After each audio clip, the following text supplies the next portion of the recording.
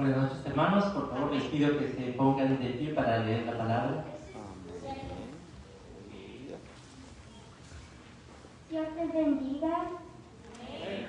Vamos a leer San Marcos capítulo 6, verso 22 hasta la 23. Mateo capítulo 6. Mateo 6, 22 y 23. Y cuando todos tengan el versículo, nos dan un fuerte amén. En el nombre del Padre, del Hijo y Espíritu Santo. La lámpara del cuerpo es el ojo, así que si tu ojo es bueno, todo tu cuerpo estará lleno de luz. Pero si tu ojo es maligno, todo tu cuerpo estará en tinieblas. Así que si la luz que en ti hay es tinieblas, ¿cuántas no serán las mismas tinieblas? Amén. Una pregunta. ¿Es tu ojo bueno o malo?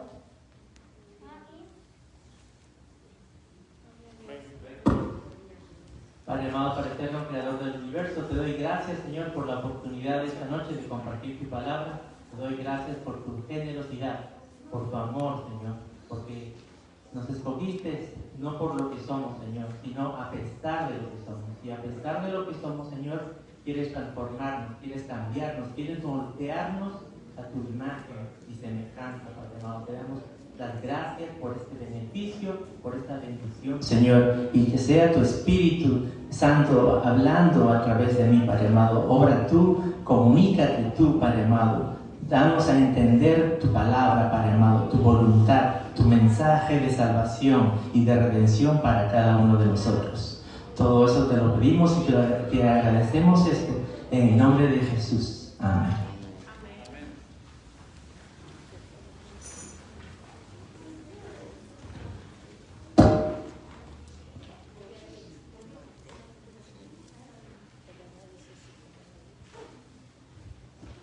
Y la pregunta ¿es tu ojo bueno o maligno, como dice el versículo?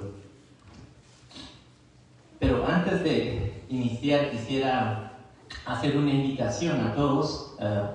A partir de este lunes empezamos el estudio bíblico. Nuestro pastor es el que inicia el estudio bíblico este lunes y va a contar con la participación de nuestro anciano, el hermano Luis Hernández, el hermano Antonio Canales, quien les habla, y además muchos otros que se nos unirán más adelante.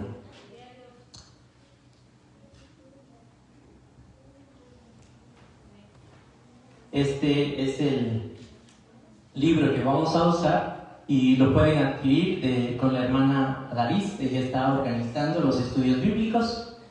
Y menciono los estudios bíblicos porque el tema con el cual iniciamos los estudios bíblicos se titula Escrituras Difíciles. Y la que Abigail acaba de leer hoy día es una escritura difícil. Cuando hemos leído la Biblia, cada uno de nosotros ha encontrado pasajes difíciles de entender.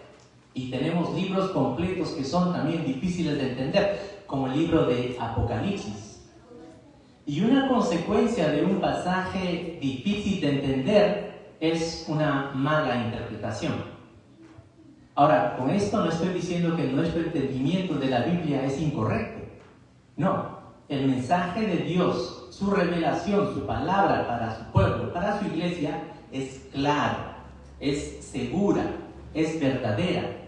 Y nuestra denominación, la Alianza, ha hecho una declaración de fe. Esta es nuestra declaración de fe, que contiene todas las verdades que son evidentes, claras e indispensables para nuestra salvación y para nuestra unidad como iglesia.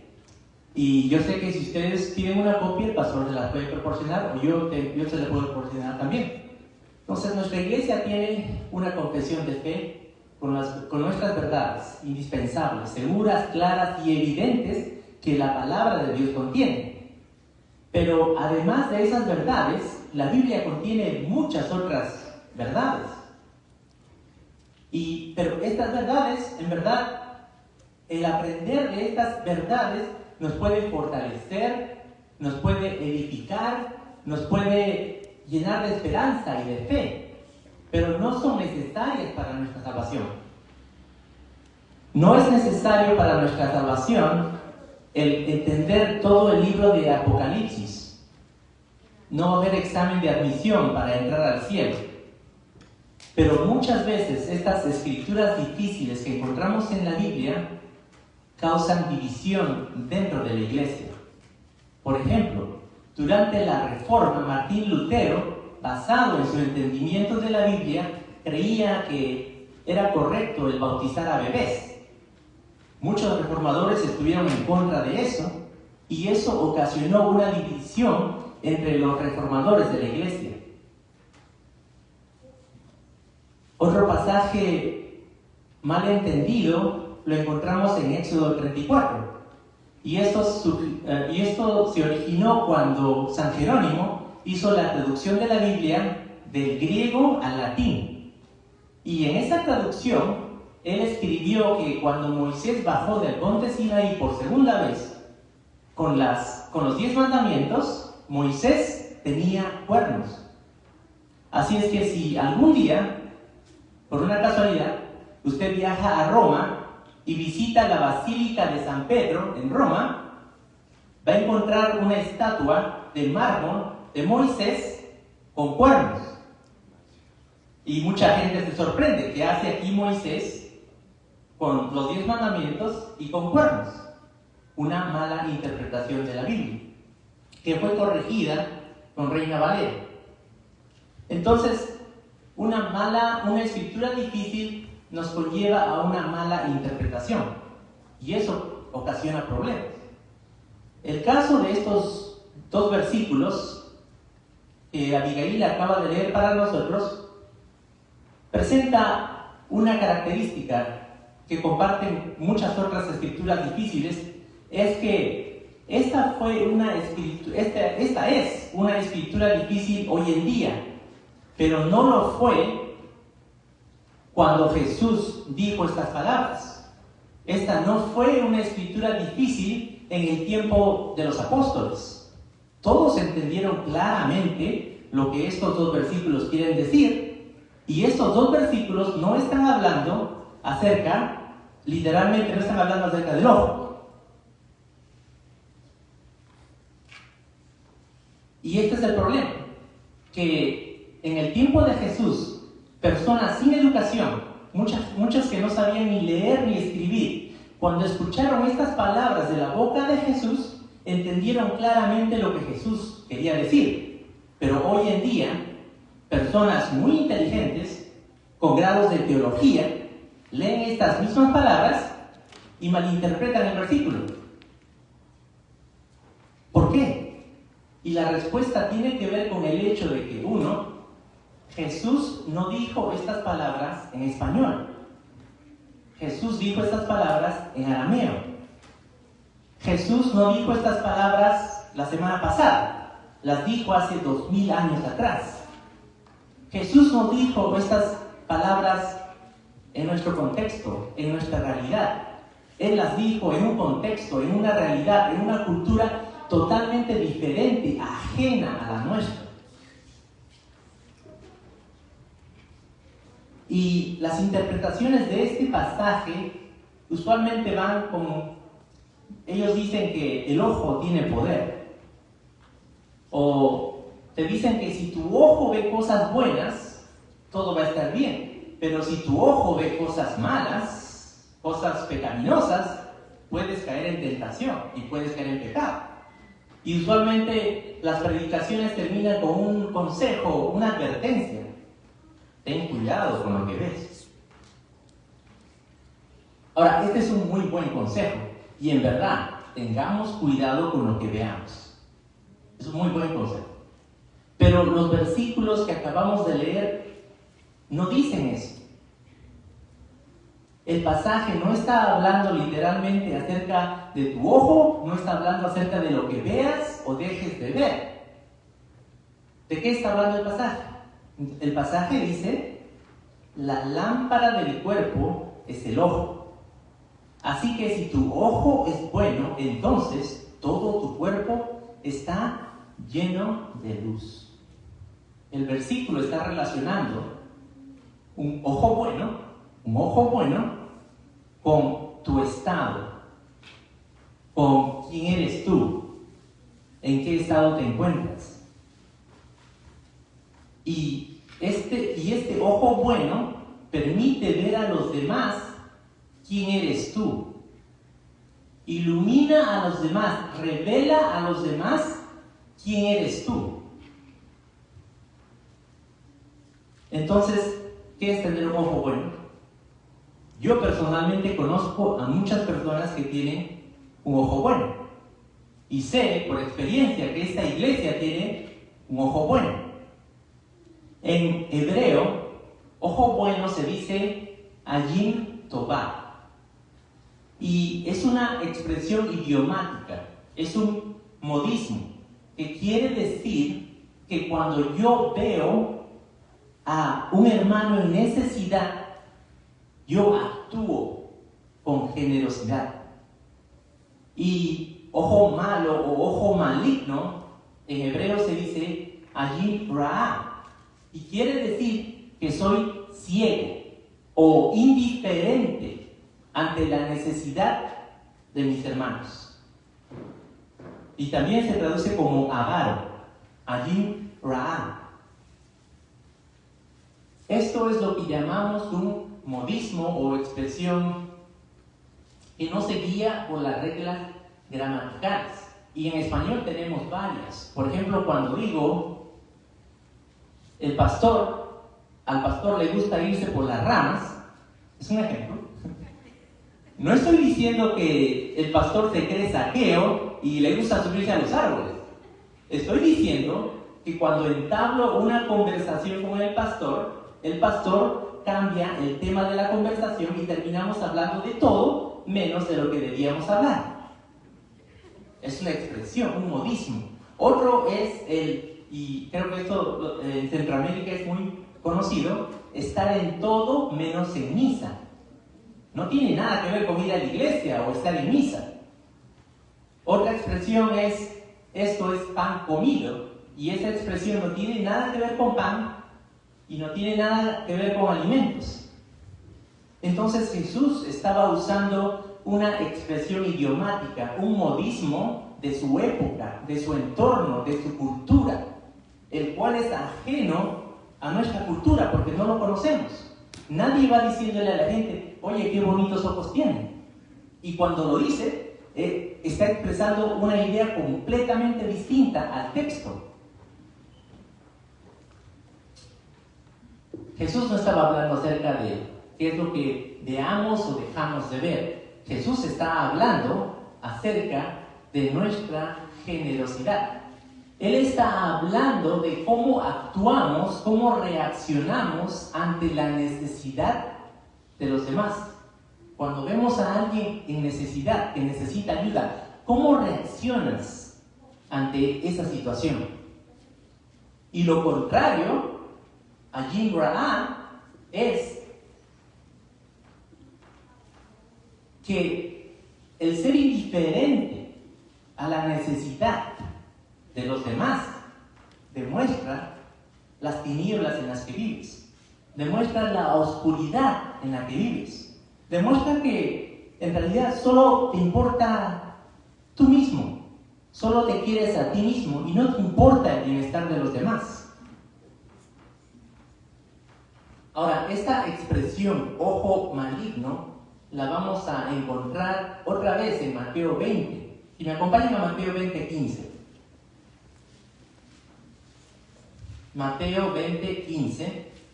Y a la mitad del versículo, quisiera explicar un poco el contexto, pero estamos cortos de tiempo. Mateo 20:15 dice, ¿no me es lícito hacer lo que quiero con lo mío?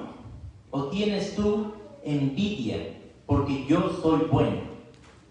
Ahora, la palabra envidia no existe en el texto.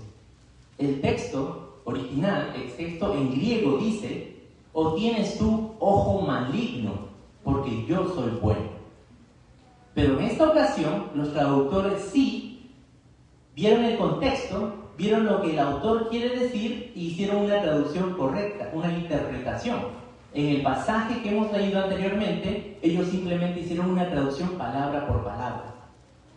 Y estas expresiones, Ayim Tobá y Ayim Ra'ah, las encontramos por toda la Biblia. El lugar más famoso es Proverbios 22. Proverbios 22:9, si me acompañan con sus Biblias, solamente vamos a correr por ahí porque después no tenemos que ir a ningún pasaje más. Proverbios 22:9. Proverbios 22:9, el texto dice: el ojo misericordioso será bendito. Pero una vez más, la palabra misericordioso no existe en el texto. El texto literalmente dice: el ojo bueno será bendito. Y luego en Proverbios 23, un poquito más adelante, Proverbios 23:6 dice: no comas pan con el avaro. Pero la palabra avaro tampoco existe en el texto. Lo que el texto dice es: no comas pan con el que tiene ojo maligno, con el que tiene Ayim Ra'ah. Entonces, Jesús está usando una expresión idiomática, un modismo de su época para expresarnos algo. Jesús no está interesado en estos versículos acerca de lo que tú veas o dejes de ver. Jesús está interesado acerca de tu generosidad, la generosidad que tú muestras, y está hablando de la avaricia que muestras. Un ojo bueno o un ojo malo son expresiones de cómo percibes tú la riqueza. Si eres una persona generosa, entonces tú iluminarás, serás luz para los demás. Serás esperanza, ayuda, consuelo, una mano para los demás. Y todo el capítulo 6 en Mateo, todo el capítulo 6 está hablando de esto. Sí, hay otros dos temas más, pero este es un tema que va a lo largo de todo el capítulo 6. El capítulo 6 comienza diciendo: guardaos de hacer vuestra justicia delante de los hombres.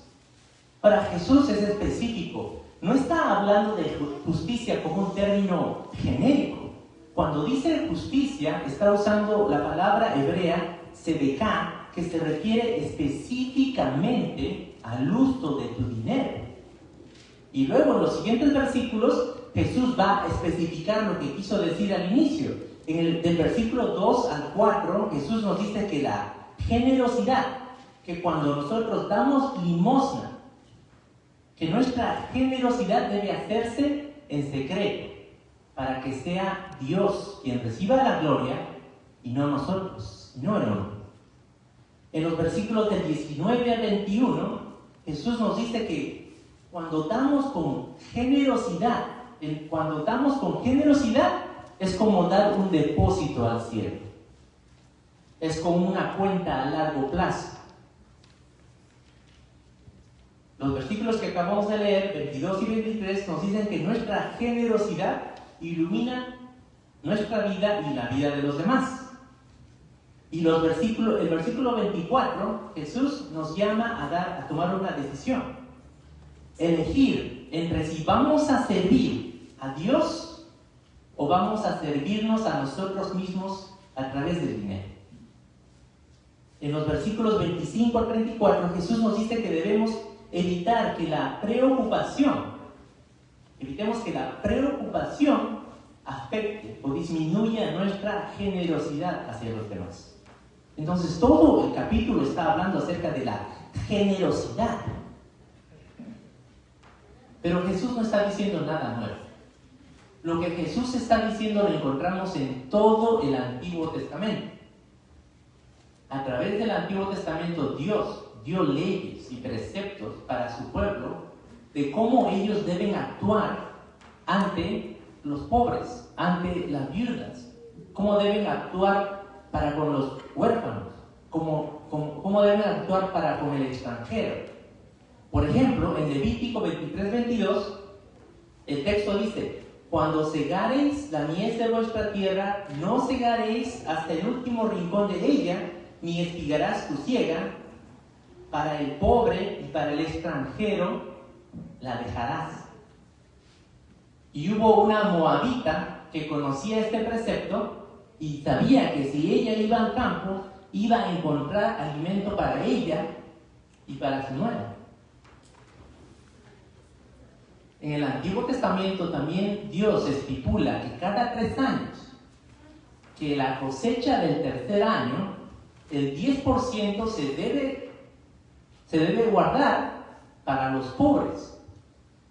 El texto en Deuteronomio 14:28 dice: al fin de cada 3 años sacarás todo el diezmo de tus productos de aquel año y lo guardarás en tus ciudades, y vendrá el levita que no tiene parte ni heredad contigo, y el extranjero, y el huérfano, y la viuda que hubiere en tus poblaciones, y comerán y serán saciados. Todo el Antiguo Testamento está hablándonos de un Dios generoso, y como imagen de Él nos llama a nosotros a ser generosos también. Deuteronomio 15:7 y 8, y este es el último, dice: cuando haya en medio de ti menesteroso de alguno de tus hermanos en alguna de tus ciudades, en la tierra que Jehová Dios te da, no endurezcas tu corazón, ni cerrarás tu mano contra tu hermano pobre, sino abrirás a él tu mano liberalmente, y en efecto le prestarás lo que necesite. Sí debemos preocuparnos en lo que pongamos nuestra vista, lo que veamos. Es un buen consejo. Pero Dios nos está llamando a actuar ante la necesidad de un hermano.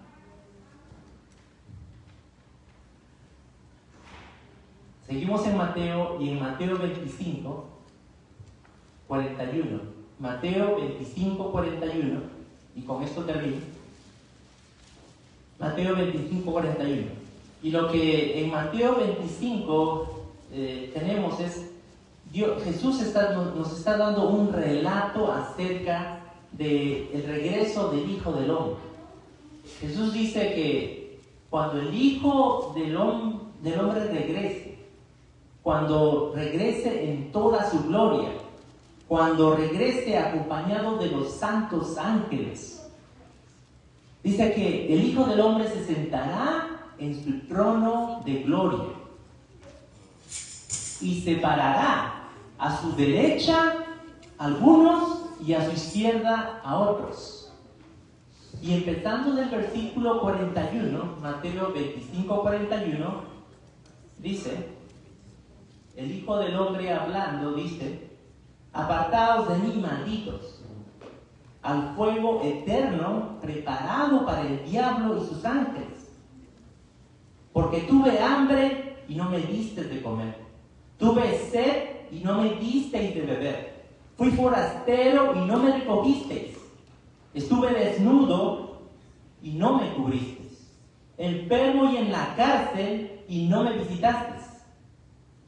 Entonces ellos, los que han sido separados a la izquierda, le responderán y le dirán: